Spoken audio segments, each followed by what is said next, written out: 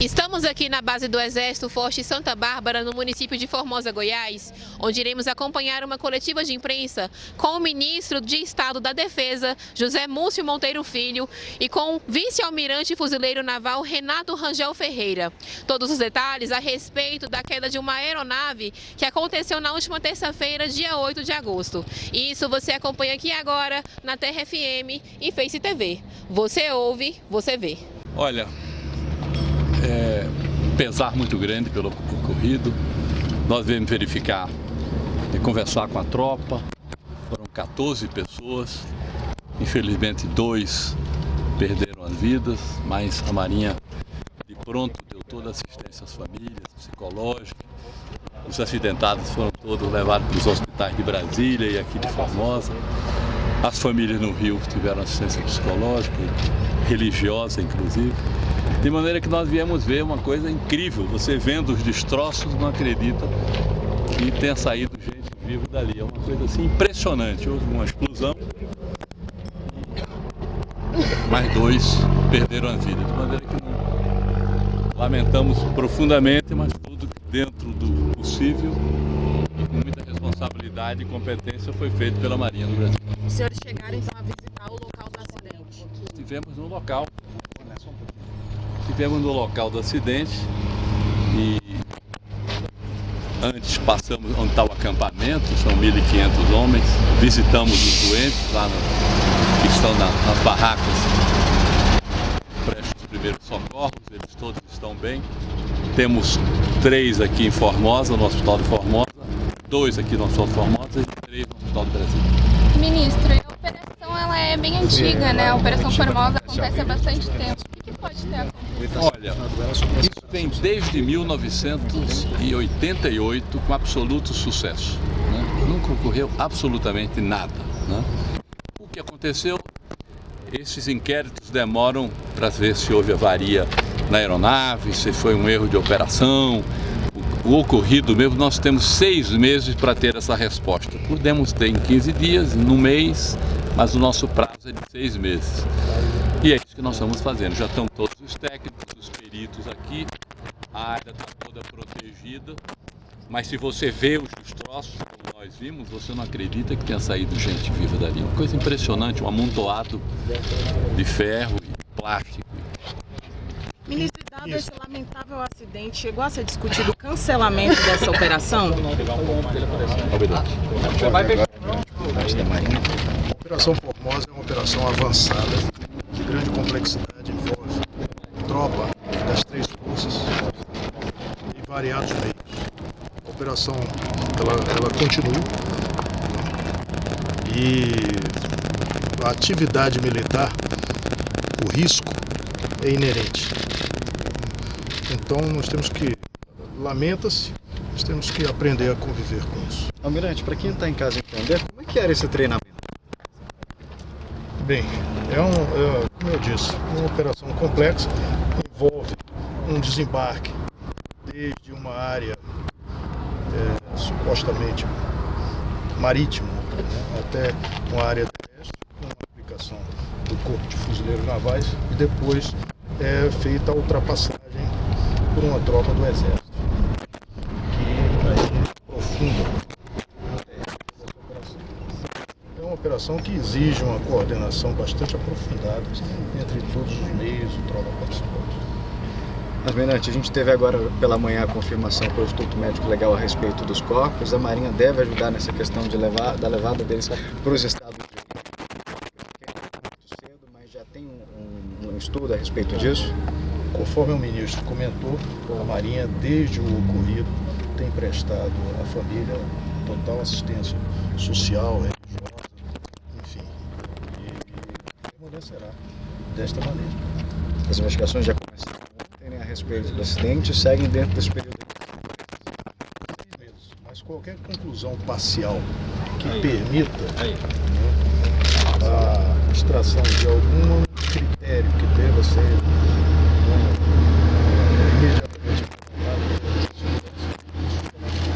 Ministro, operações em quanto esse daqui, 3.500 homens, vários militares de vários estados, existe a possibilidade possibilidade de que algum acidente possa ocorrer.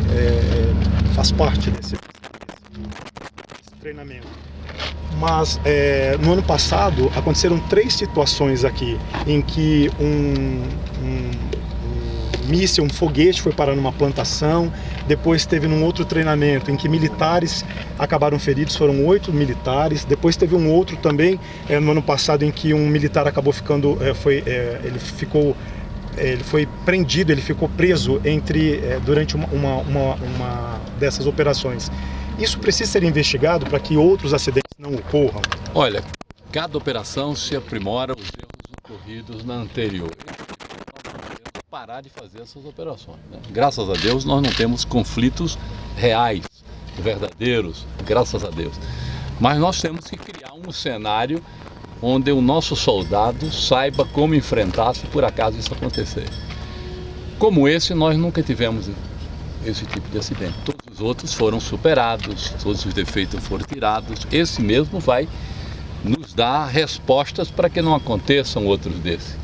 Infelizmente, esse foi o pior acidente de todos.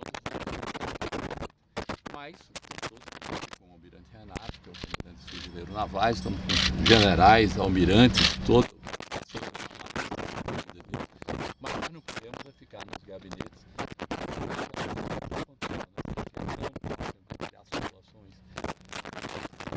simular situações de combate para que tenhamos homens preparados para defender o país. Ministro, aproveitando essa pergunta, houve um questionamento isso já foi descartado pelo Ministério da Defesa? Completamente. Não houve início, não houve absolutamente nada. Foi o próprio helicóptero, foi uma questão ou de operação ou de deficiência técnica. Isso nós vamos saber. O helicóptero estava baixo, aquelas operações que o militar desce numa corda, né? E subiu muita poeira, porque essa época aqui no Cerrado tem poeira demais. Ninguém sabe se é caldo no chão, partiu o helicóptero. Quem é que investiga este caso?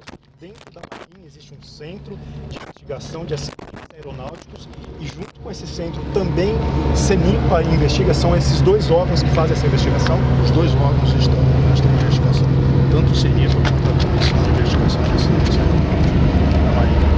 Ambos têm os 180 dias para fazer um relatório preliminar. Exato. O que eu insisto não impede que no decorrer desse prazo qualquer conclusão parcial possa ser observada pela tropa de imediato não seja repassada. É importante frisar que essas operações ocorrem dentro do plano de adestramento do Corpo de Fuzileiros Navais. Então é uma operação que se aprimora desde o início do ano e vem ganhando complexidade no decorrer do exercício desses adestramentos. Comandante, um helicóptero como esse, ele Ele tem uma estrutura exemplo de uma caixa na preta porta para ajudar nessas informações, acompanhando de que forma essa que entrevista um coletiva trabalho com muito técnico, detalhado nessa caixa preta, então ela pode colaborar para entender o que aconteceu com essa aeronave? Que é o ministro da Defesa. A gente segue por aqui. A caixa preta foi retirada ontem, já no período da noite, e já se encontra com as condições. Ministro, a gente viu que algumas autoridades comentaram no episódio, lamentaram a morte dos 2 militares. O senhor chegou a falar com mais algum integrante do governo? O vice-presidente Alckmin lamentou, né, no Twitter. O senhor chegou a falar com o presidente Lula? Com algum... O presidente Lula me ligou ontem, procurando saber do ocorrido. Nós ainda não tínhamos algumas explicações que já temos hoje e as conclusões finais não poderiam dar. Procurou saber o que foi, lamentou profundamente procurou saber pelos feridos, a situação que eles estavam, e eu fiquei de dar informação. Eu, quando voltar, vou telefonar para ele para responder algumas perguntas que ele me fez. E quais são os próximos passos? Os senhores seguirão aí acompanhando?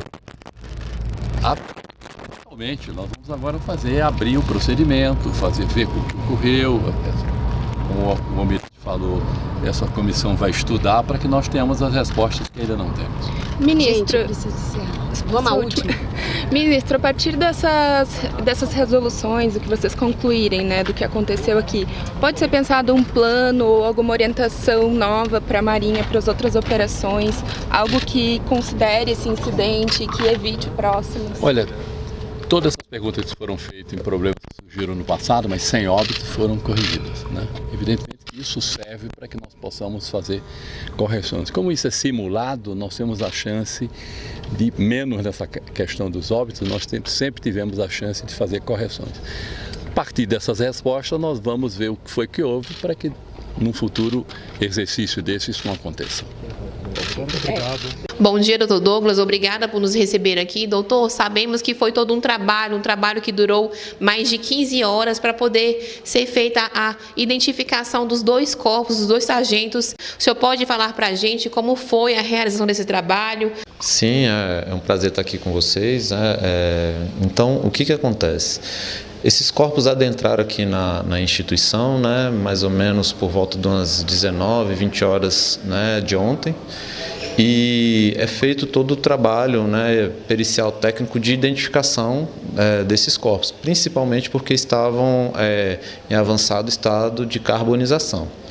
Então, a primeira etapa, né, dentro desse processo de identificação, a gente parte para a parte de identificação papiloscópica. Então, vieram aqui à nossa instituição os peritos papiloscopistas, né, da Polícia Civil e fizeram o trabalho, né, deles de necropapiloscopia. Como é que funciona esse trabalho? Esse trabalho é um trabalho bastante minucioso, porque os corpos estavam carbonizados. Então, para que pudesse aproveitar ainda as impressões papiloscópicas deles, foram retiradas das mãos dele e deixou aqui num processo de hidratação, né, de um dia para o outro. Então, por isso que levou um tempo maior para que essa pele voltasse à sua originalidade, né, para que, a partir daí, fosse tentado, então, fazer a coleta das impressões das 2 vítimas e a comparação com os prontuários que seriam encaminhados aonde eles possuem esses registros civis deles. Os cadáveres já foram identificados ou já tem os nomes, então? Sim, nós já temos os nomes, né, através da comparação papiloscópica, foi possível a gente conseguir identificá-los através dos prontuários que foram encaminhados aí pela Polícia Civil, né? Então, tratam-se aqui de Renan Guedes Moura, né, um dos militares, né, o sargento, e o outro militar é o Luiz Fernando Tavares Augusto. Os 2 militares que foram identificados aqui através dos prontuários e da comparação necropapiloscópica feita pelos policiais aí da Polícia Civil. Doutor, também é importante falar a respeito desses cadáveres. Os familiares virão daqui do Rio de Janeiro para Formosa para buscar, ou a Marinha fará todo esse trabalho? Isso. Não, os militares da Marinha já estão aqui dando o apoio. Eles possuem uma assistência, né, nesse sentido, até porque os militares estavam fazendo aqui estavam em serviço para o exercício deles ali na Marinha, né, na base ali do Forte Santa Bárbara. Então, eles já estão tomando conta aí dessa questão dos papéis, da documentação necessária para a liberação e o acionamento da respectiva funerária, né, que eles já têm o contato.